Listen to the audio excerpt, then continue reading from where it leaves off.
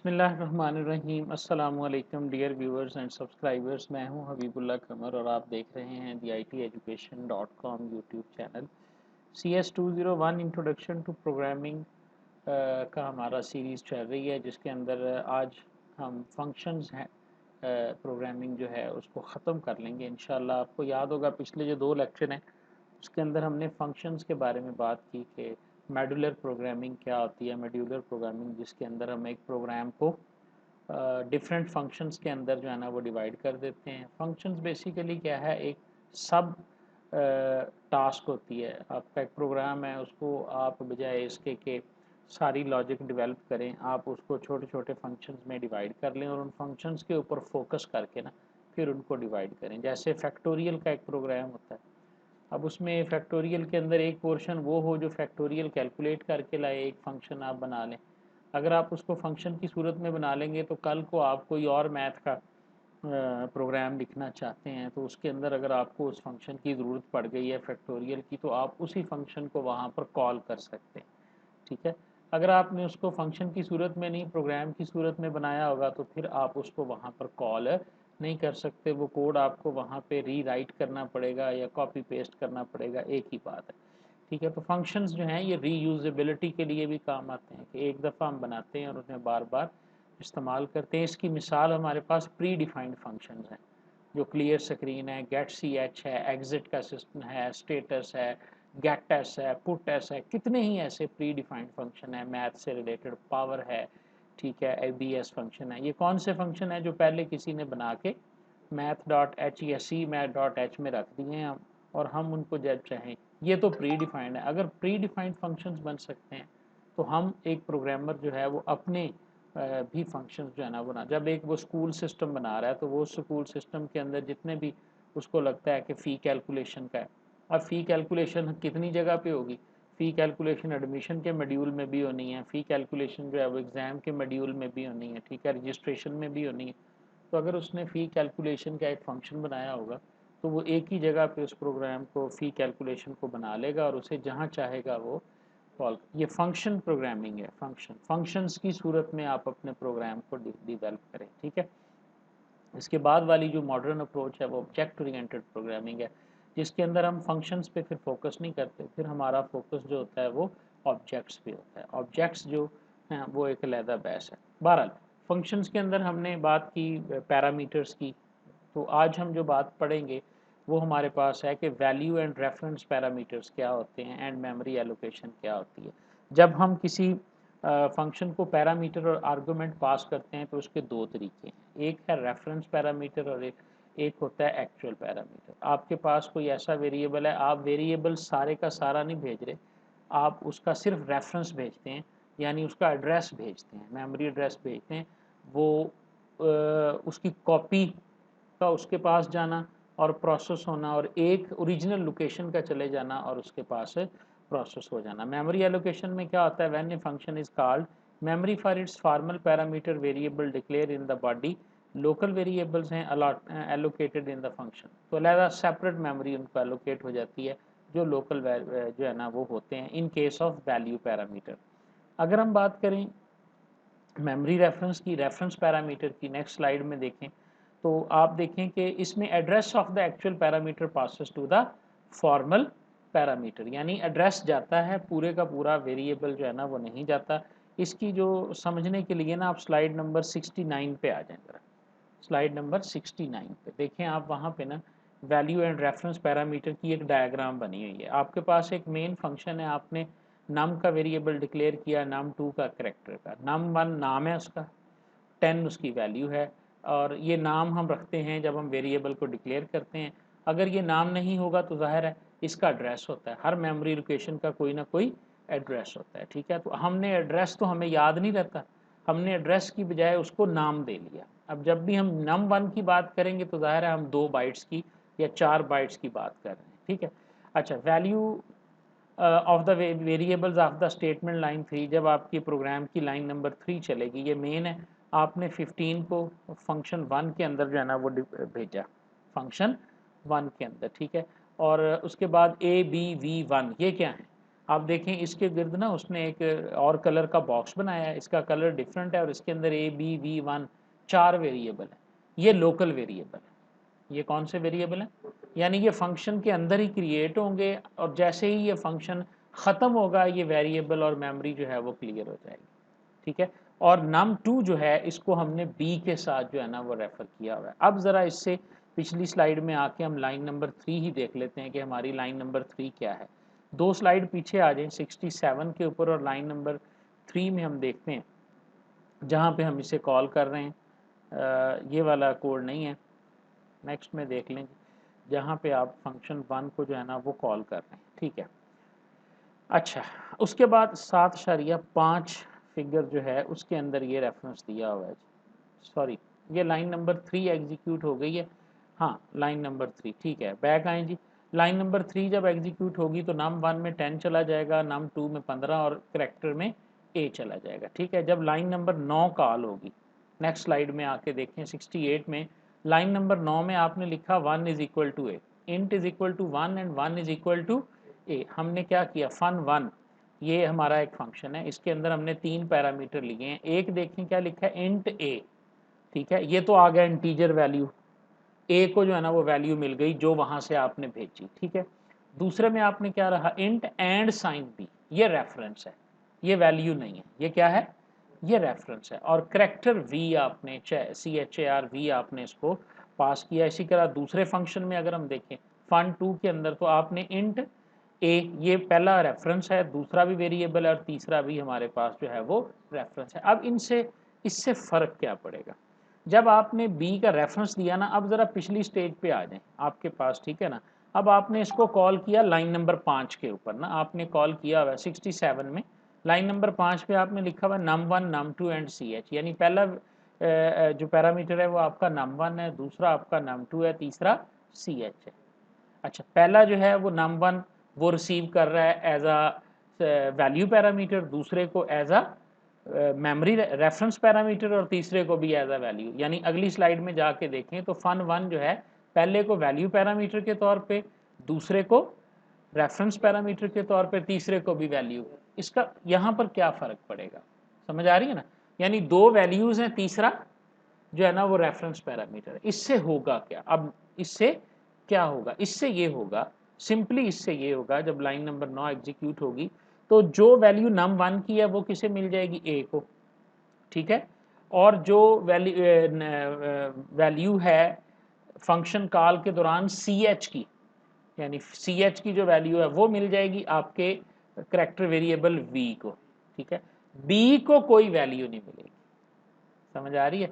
b को अब slide number 69 के अंदर अगर आप देखें, 69 जो स्लाइड है जहां पे आप जैसे ही लाइन नंबर 9 एग्जीक्यूट होगी, फंक्शन 1 जब कॉल हो जाएगा तो उसका a सेपरेट वेरिएबल बना जो कि लोकल वेरिएबल है और इसमें 10 आ गया। b भी एक लोकल वेरिएबल बना लेकिन इसके अंदर वैल्यू नहीं आई बल्कि एड्रेस ऑफ num2 आ गया।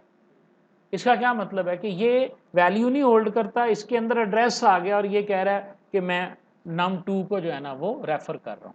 जब भी आप b की वैल्यू को लोगे तो वो किसकी तरफ पॉइंट कर रहा है, num2 की तरफ कर रहा है। फ़र्क आ गया, वैल्यू इसमें भी 15 है, दिखानी इसमें भी 15 है, लेकिन अब आप देखो इसका इसका फ़ायदा और नुकसान क्या है। आपने क्या किया, मेन प्रोग्राम के अंदर num1 की वैल्यू 10 की बजाय 15 कर दी।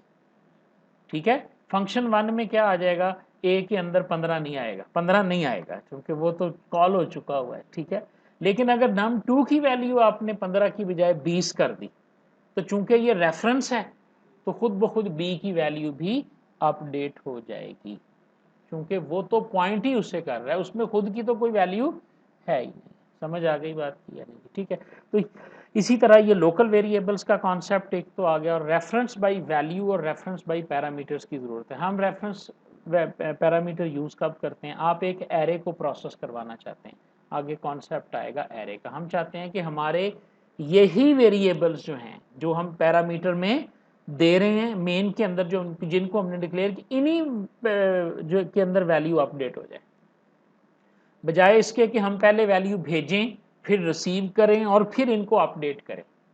समझ आ रही है? हम चाहते हैं कि जो मेन के वेरिएबल है ना, यही प्रोसेस वहां पे हो फंक्शन के अंदर, लेकिन वैल्यू यहाँ पर चेंज हो जाए। समझ आई है? तो फिर हम ऐसी सूरत में क्या करेंगे, रेफरेंस पैरामीटर्स का इस्तेमाल करेंगे।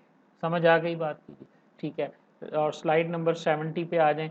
तो अब आप देखें values of variable after line 9। जैसे ही 9 एग्जीक्यूट होगा तो आप देखें 10 बी जो है वो पॉइंट कर रहा है चूंकि रेफरेंस है। उसके बाद नीचे आ जाएं, वैल्यू जो है वो ए की 11 हो गई, बी की वैल्यू अभी भी 15 ही है, बी की भी चेंज हो गई है। ठीक है, ये यानी उसने कोड लिख के दिखाया हुआ है, वो पॉइंट की सूरत में ही आपके पास रहेगा। फिर आपने वैल्यू फन 1 के अंदर वी की चेंज हो गई, यानी आपने अगर इसकी कोडिंग को देखेंगे ना तो उसमें हम वैल्यू चेंज कर रहे हैं ना, तो सबकी वैल्यूज़ चेंज हो रही हैं लेकिन वैल्यूज़ इसकी चेंज नहीं हो रही। इसकी वैल्यू कब चेंज होगी, जब आप मेन के प्रोग्राम में जाके चेंज करेंगे तो खुद ब खुद वो चेंज जो है वो इसको देख हमने किसी जगह फन 1 के अंदर बी की वैल्यू को अपडेट नहीं किया, हमने तो मेन के अंदर num2 की वैल्यू को जैसे ही 30 किया तो बी को भी वो 30 वैल्यू जो है वो मिल जाएगी। समझ आ गई बात? रेफरेंस और वैल्यू पैरामीटर का पता चल गया। ठीक है। अच्छा, इसी तरह देखें स्लाइड नंबर 72 के अंदर मेन प्रोग्राम है, उसमें num1 10 है, num2 30 है, और ये दूसरा फंक्शन जो फंक्शन 2 था, याद है ना, उसमें दो हमने as a reference parameter pass किए थे, पहला और आखिरी। तो अब आप देखें num1 जो है जब फंक्शन 2 चला एक्स वाई डब्ल्यू 3 पैरामीटर गए, दो रेफरेंस्ड हैं और एक वैल्यू पैरामीटर है। समझ आ गई बात की? ठीक है जी। तो ये रेफरेंस पैरामीटर से जो होता है वो ये होता है कि आपके मेन के अंदर पड़े हुए वेरिएबल की वैल्यू जब अपडेट होती है तो वो फंक्शन के पास अपडेटेड वैल्यू ही जाती है, दूसरी वैल्यू उसके पास नहीं जाती जी। ठीक है, तो ये हमारे पास हैं जी रेफरेंस। स्लाइड नंबर 75 पे आ जाएंगे, reference parameters and value returning functions. You can also use reference parameter in value returning function, not recommended, recommended ये नहीं है लेकिन यूज किया जा सकता है। By definition a value returning function returns a single value, एक सिंगल वैल्यू रिटर्न करता है। If a function needs to return more than one value, you should change it into void function and use the appropriate reference parameters to return the। देखो इसका फायदा क्या है, अगर आप चाहते हो कि दो वैल्यू वो रिटर्न करे, अब रिटर्न टाइप में तो एक ही वैल्यू वो रिटर्न करता है, आप ऐसे करो जिन की वैल्यू रिटर्न करवाना चाहते हो ना उन उन वेरिएबल्स को एज अ रेफरेंस पास कर दो, एज अ जब जब वो फंक्शन चलेगा उनकी वैल्यू अपडेट होगी और वो फंक्शन खत्म हो जाएगा तो क्या होगा, मेन के अंदर जिन वैल्यूज को आपने सेंड किया था वो वैल्यूज अपडेट हो चुकी हो। समझ आ रही है ना? तो इस तरह अगर आप चाहते हैं कि आप एक से ज़्यादा वैल्यूज़ पे आपका फंक्शन काम करे और आपके मेन के अंदर उनका इफ़ेक्ट जो है ना वो आपको नज़र आए, तो उस सूरत में जो है वो आप इसको कॉल कर सकते हैं। ठीक है, उसके बाद आ जाएं स्लाइड नंबर 77 के ऊपर। नया कॉन्सेप्ट है लोकल एंड ग्लोबल वेरिएबल्स का। ठीक है, लोकल एंड ग्लोबल वेरिएबल्स मैं पिछले लेक्चर में भी डिफाइन कर चुका हूँ। जब हम एक फंक्शन की बॉडी के अंदर दाखिल हो जाते हैं, जितने वेरिएबल फंक्शन के पैरामीटर्स ये एज अ आर्गुमेंट और पैरामीटर यूज होते हैं, आपने फंक्शन को कॉल किया उसकी बॉडी के अंदर या डेफिनेशन के अंदर या हेडर के अंदर जितने वेरिएबल आपने डिक्लेयर किए, बॉडी के अंदर जितने वेरिएबल डिक्लेयर किए वो सारे लोकल वेरिएबल हैं। उनकी लाइफ आमतौर पे इसका होता है कि इसका जो है ना वो लाइफ क्या होती है, इसकी लाइफ ये है जितनी देर ये फंक्शन चला उतनी देर वो वेरिएबल मेमोरी में मौजूद है और जैसे ही वो फंक्शन ख़त्म होगा वो वेरिएबल वहाँ से ख़त्म हो जाएंगे, as compare to global variables. Some time हम ये चाह रहे होते हैं कि कुछ वेरिएबल हमारे ऐसे हों जो मेन में भी एक्सेस हो रहे हों और फंक्शंस में भी एक्सेस हो रहे हैं। एक बात ध्यान में रख लें कि ये जो करली ब्रेसेस नहीं बनी होती बॉडी वाली, उस ब्रेस के अंदर जो वेरिएबल होता है ना वो उस ब्रेस से बाहर एक्सेस नहीं होता। ठीक है, आपने एक फंक्शन आपने एक वेरिएबल बनाया जो मेन की बॉडी के अंदर है। ठीक है, फंक्शन तो आपका मेन की बॉडी से बाहर है।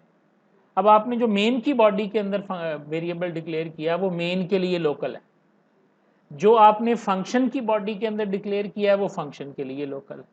ठीक है, अगर आप ये चाहते हैं कि आपका वेरिएबल मेन में भी एक्सेस हो, नीचे फंक्शन 1 में भी हो फंक्शन, तो फिर आपको उस वेरिएबल को ग्लोबली डिक्लेयर करना पड़ेगा। आउटसाइड द मेन आप उसे डिक्लेयर कर देंगे तो वो आपके पास एक ग्लोबल वेरिएबल की शक्ल इख्तियार कर जाएगा। ये कॉन्सेप्ट भी पुराना हो गया, ये C++ के अंदर ही सिर्फ मौजूद है। अब चूंकि मॉडर्न ज़माना है, प्रोग्रामिंग में ऑब्जेक्ट ओरिएंटेड प्रोग्रामिंग आ चुकी है, तो ये लोकल और ग्लोबल वेरिएबल्स का चक्कर ऑलमोस्ट खत्म हो चुका है। ऑब्जेक्ट ओरिएंटेड प्रोग्रामिंग, जिस तरह मॉड्यूलर आज प्रोग्रामिंग हम पढ़ रहे हैं कि एक प्रोग्रामिंग का स्टाइल है, प्रोग्राम को फंक्शंस की सूरत में लिखो, दिस इज कॉल्ड मॉड्यूलर या फंक्शनल प्रोग्रामिंग। बिल्कुल इसी तरह प्रोग्राम को ऑब्जेक्ट्स की सूरत में लिखो तो ये कहलाता है ऑब्जेक्ट ओरिएंटेड प्रोग्रामिंग। तो उसमें फिर जाहिर है अब उसकी अपने रूल्स एंड रेगुलेशन होंगे। जिस तरह फंक्शनल में क्या आ रहा है, फंक्शंस होंगे, रिटर्न टाइप होगी, रेफरेंस होगी, पैरामीटर होंगे, लोकल वेरिएबल होंगे, ग्लोबल वेरिएबल होंगे, ये हम डिस्कस कर रहे हैं ना। बिल्कुल इसी तरह उसके अंदर फिर जाहिर है उसकी अपनी टर्म्स एंड कंडीशंस जो होंगी। तो आगे आ गया जी कि लोकल वेरिएबल की लाइफ क्या है और ग्लोबल की लाइफ टाइम, इसको लाइफ टाइम बोलते हैं। लाइफ टाइम से मुराद पता क्या है, मेमोरी में डिक्लेयर होने के बाद मेमोरी में उसका ख़त्म हो जाना। जब हम इंट ए करते हैं और प्रोग्राम को रन करते हैं, मेमोरी में ए 2 बाइट्स के आगे ए लिखा जाता है। यानी ये मैं समझाने के लिए कह रहा हूँ, लिखा नहीं जाता, कंपाइलर के पास मौजूद होता है कि ये जो 2 मेमोरीज हैं इसका नाम ए है। तो जैसे ही आप किसी फंक्शन में एंटर होते हैं तो लोकल वेरिएबल क्रिएट हो जाते हैं। जैसे ही उसकी आखिरी स्टेटमेंट रन हो जाती है तो वो लोकल वेरिएबल जो हैं वो ख़त्म हो जाते हैं। ठीक है, इसी तरह आप इनिशलाइज कर सकते हैं लोकल वेरिएबल्स को और ग्लोबल वेरिएबल्स को। कैसे आपने इनिशलाइज करना है, ज़ाहिर है ये हमने शुरू में पढ़ा था कि बेहतरीन प्रैक्टिस ये है कि आप अपने वेरिएबल्स को इनिशलाइज करें, खाली ना छोड़ें कभी भी वेरिएबल्स को। ठीक है, लोकल वेरिएबल्स के नाम और ग्लोबल वेरिएबल्स के नाम सेम हो सकते हैं, लेकिन उनका जो स्कोप होगा, यानी आपने मेन के फंक्शन में भी इंट एक्स लिख दिया, आपने जाके एक फंक्शन में भी इंट एक्स लिख दिया, नाम बेशक सेम है लेकिन स्कोप उनका डिफरेंट है। एक इंटीजर के लिए एक मेन फंक्शन का है और दूसरा दूसरे का, ये ज़हन में रखिएगा। इस तरह आप उसके नाम रख सकते हैं। उसके बाद देखें जी, स्टैटिक लोकल वेरिएबल्स क्या होते हैं हमारे पास। जब आप किसी वेरिएबल के सामने लफ्ज़ स्टैटिक लिख देते हैं, are defined are initialized only the first time the function is executed, तो उसकी वैल्यू जो है ना वो एक ही दफ़ा आप उसको यूज़ कर सकते हैं, एक से ज़्यादा दफ़ा आप उसको यूज़ नहीं कर सकते। ठीक है जी, डिफ़ॉल्ट आर्गूमेंट्स, अब ये यहाँ पे लोकल और ग्लोबल होगी बात ख़त्म। अब आगे कि जब हम किसी फंक्शन को कॉल करते हैं तो क्या हम उसके अंदर कोई डिफ़ॉल्ट आर्गूमेंट भी दे सकते हैं। यानी एक तो वो है ना जो हम पास करते हैं, एक हम ये कहते हैं कि उसके अंदर ये वैल्यू जानी जानी है, डिफ़ॉल्ट के जानी है।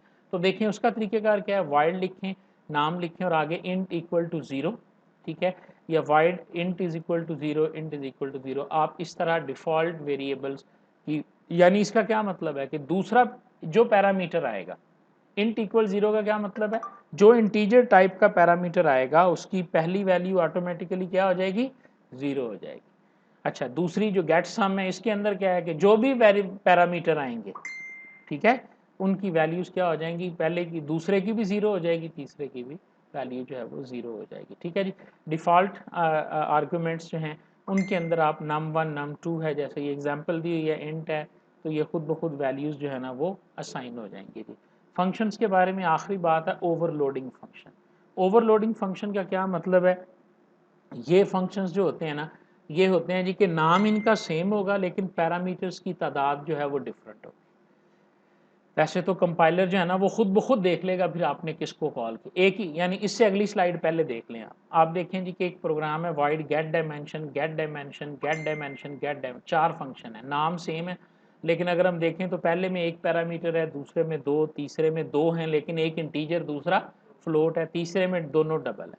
अब आपने इसको कॉल किया नीचे 1 2 3, आपने गेट डायमेंशन लेंथ किया, उसने देखना है खुद ब खुद कंपाइलर देखेगा लेंथ है, लेंथ क्या है, इंटीजर है, लिहाजा 1 को कॉल किया है इसने, यानी वो खुद ब खुद रिकॉग्नाइज कर लेगा किसकी बुनियाद पे, number of arguments and the type of arguments. समझ आ रही है, यानी जैसे आप 4 पे आ जाएं, हाइट एंड बेस, अब वो कौन सा कॉल करेगा, वो देखेगा हाइट के जो है ना ये डबल है और बेस जो है ये इंट है, ठीक है, तो वो यहाँ से देखेगा ऊपर जाके डबल और डबल है, तो इसलिए वो 4 नंबर को जो है ना वो कॉल कर लेगा। बात की समझ आई या नहीं आई, ठीक है, ये हमारे पास है फंक्शन ओवरलोडिंग। जहाँ तक मुझे याद है C++ के अंदर आप जब तक ऑब्जेक्ट ओरिएंटेड प्रोग्रामिंग नहीं करते आप फंक्शन को ओवरलोड नहीं कर सकते, जहाँ तक मुझे याद है। हो सकता है कि बगैर उसके भी ये अलाउ हो, इसका मुझे आइडिया नहीं है, चूँकि मुझे जहाँ तक याद है कि ऑब्जेक्ट ओरिएंटेड, आप इसको कन्फर्म कर लीजिएगा जी, ठीक है जी।